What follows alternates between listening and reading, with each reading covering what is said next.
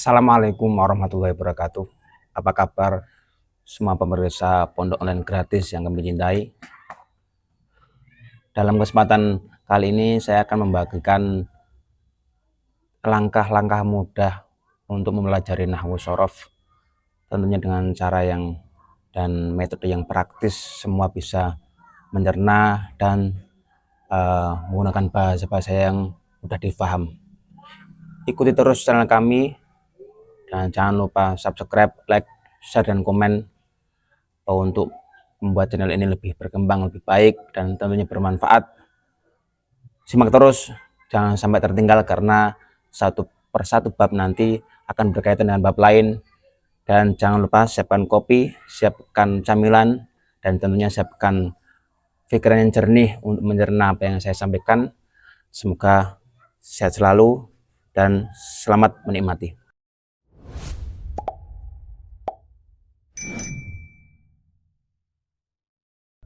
Oke, kita mulai dari step awal. Untuk pemula belajar nahwu shorof, kita akan mulai tentang bahasa Arab dan Al-Quran hadis. Kita tahu dan kita sering baca bahwa Quran dan hadis itu merupakan atau menggunakan bahasa Arab yang fusha, yang fasih. Maka ketika kita tahu bahwa Quran itu bahasa Arab, otomatis kita sebagai orang Muslim, jika ingin tahu isi kandungannya, maka kita harus belajar bagaimana bahasa Arab ini bekerja, bagaimana fungsi bahasa Arab ini, dan bagaimana pembagiannya masing-masing. Quran dan hadis sebagai firman atau sebagai wahyu menggunakan bahasa Arab turun ke Nabi kita Nabi Muhammad yang berbahasa Arab juga, dan bangsa yang diturunkan menggunakan bahasa Arab, bangsa Arab juga, meskipun nanti isinya universal, isinya meliput ke semuanya, namun secara teknis menggunakan bahasa Arab. Maka kita sebagai pelajar Muslim, kalau ingin tahu isi Al-Quran hadis sebagai pedoman umat Islam, maka kita mau tidak mau harga mati harus belajar bahasa Arab, yang nanti ada pembagian ilmu bahasa Arab. Ada beberapa ilmu, salah satunya adalah nahwu shorof. Lanjut, kita akan mengetahui bahasa Arab itu dapat diterka atau dipelajari menggunakan 12 cabang ilmu, mulai dari nahwu, shorof, badik, ma'ani, bayan, balaghah, dan seterusnya, sampai aturan penulisan, aturan tareh, aturan kitabah, aturan munadharah, aturan berdebat, dan seterusnya. Dan kata Imam Suyuti, anfa'u ulumil arabiyah adalah an-nahwu. Artinya 12 ilmu fan ini untuk mempelajari bahasa Arab ini yang paling bermanfaat, paling penting adalah nahwu, kemudian disusul shorof. Sehingga kalau pemula seperti kita ini itu harus belajar ilmu nahwu ini.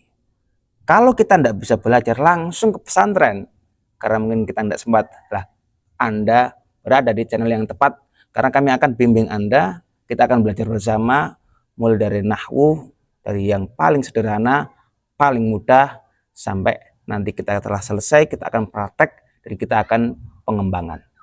Ilmu nahwu merupakan ilmu yang paling penting, seperti yang tadi yang saya bahas. Ilmu nahwu merupakan yang paling penting. Disusul kemudian ilmu tasrif atau ilmu shorof. Kemudian ada pelengkap nanti ilmu lugat atau ilmu bahasa. Lalu bagaimana kita mengetahui atau membedakan antara nahwu dan shorof? Kita akan mengetahui definisi nahwu dengan sederhana, yaitu ilmu yang berfokus kepada akhir kalimat, meliputi apakah akhir kalimat tersebut mu'rab apa mabni, berubah apa tidak, dan i'rabnya apa. Jadi ilmu nahwu itu adalah ilmu yang mempelajari bagaimana perubahan atau ketetapan suatu akhir kalimat. Sedangkan shorof itu ilmu yang mempelajari keadaan-keadaan bahasa Arab per kalimat namun selain huruf akhir, selain bagian akhir, karena bagian akhir nanti akan dibahas dalam nahwu. Sekali lagi saya simpulkan, nahwu itu fokusnya huruf akhir, kalau sorof, tasrif, huruf sebelum akhir. Dan keduanya itu saling melengkapi. Kita tidak bisa untuk mempelajari satu yang lain, tidak, harus keduanya. Nanti ditambahi lughat sebagai sumber bahasa atau sumber arti. Ulama mengatakan bahwa nahwu sorof itu seperti ibu bapak. Nahwu sebagai bapak karena islah, karena karakternya adalah memperbaiki ucapan dari khata atau kesalahan. Kalau sorof sebagai ibu, yaitu sebagai sumber atau yang bisa melahirkan kalimat. Maka nanti sorof ada bab tentang masadirul sigoh atau sumber-sumber bentuk-bentuk kalimat, nanti di bab sorof.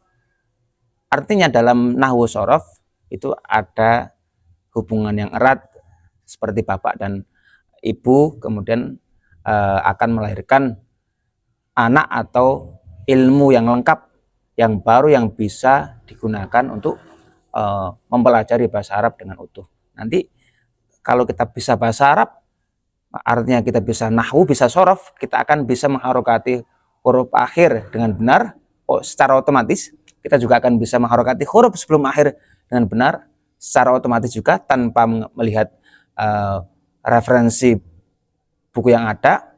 Dan kalau kita tambah dengan lughat atau ilmu bahasa, kita akan menghafalkan makna-makna berkalimat, sehingga kalau kita bisa ketiganya, nahwu, sorof, dan bahasa atau ilmu lughat, kita akan tahu cara bacanya utuh plus maknanya secara mandiri, secara otomatis, secara independen tanpa bantuan buku lain. Lanjut, dalam bahasa Arab kita akan mengenal kalam atau standar pembicaraan yang baik dan benar, sehingga dapat memahamkan, dapat menyampaikan maksud dari tujuan kita berbicara. Dalam kitab nahwu, apalagi kitab-kitab klasik seperti Jurumiyah dan syarah-syarahnya, Ibriti, Alfiyah, mungkin semuanya pasti dibuka dengan kalam. Kenapa kalam? Karena kalam itu sebagai fungsi utama bahasa, yaitu untuk tafahum atau menyampaikan maksud, menyampaikan kepahaman. Orang sefasih apapun, sepintar apapun, jika pembicaraannya tidak memenuhi standar kalam bahasa Arab, maka tidak dapat memahamkan, pembicaranya dianggap gagal. Oke, kalam itu secara definisi adalah lafadz, murokab, mufid, wadok. Ada 4 rukun atau 4 poin dalam kalam. Pertama adalah lafadz. Lafadz itu berarti bahasa Arab, suara yang mengandung bahasa Arab. Maka kalam itu harus bahasa Arab. Yang kedua adalah murokab. Murokab itu tersusun, artinya bukan satu kalimat. Kalau satu kalimat maka belum dikatakan kalam. Yang ketiga adalah mufid. Mufid itu ketika diucapkan, suatu pembicaraan bahasa Arab itu harus memahamkan, tidak membutuhkan pertanyaan dari pendengar, maka dinamakan mufid. Yang keempat adalah wadok atau disengaja. Artinya apa? Bahasa Arab dianggap baik, dianggap benar, dan dianggap berfungsi jika diucapkan disengaja, dengan cara sengaja. Maka kalau di kitab-kitab nahwu, kalau orang tidur terus mengigau kemudian berbicara sesuatu, maka tidak dianggap kalam. Kenapa? Karena tidak diucapkan dengan sadar, dengan sengaja. Nah, keempat ini sebagai arkan kalam harus terpenuhi. Kalau tidak ada salah satunya, maka jelas kalam tidak dapat tersampaikan dengan baik. Kalam sebagai suatu susunan bahasa Arab yang dapat memahamkan, nanti punya pembagian bahan. Bahan kalam dibagi 3, yaitu isim, fi'il, huruf. Di suatu kesusunan kalam itu pasti perkataannya kalau ndak isim, fiil, huruf. Isim itu apa? Isim itu lafadz yang bermakna mandiri, namun tidak ada unsur zamannya, tidak ada unsur waktunya. Contoh Zaid. Zaid itu nama seorang, dan Zaid itu tidak menunjukkan makna waktu.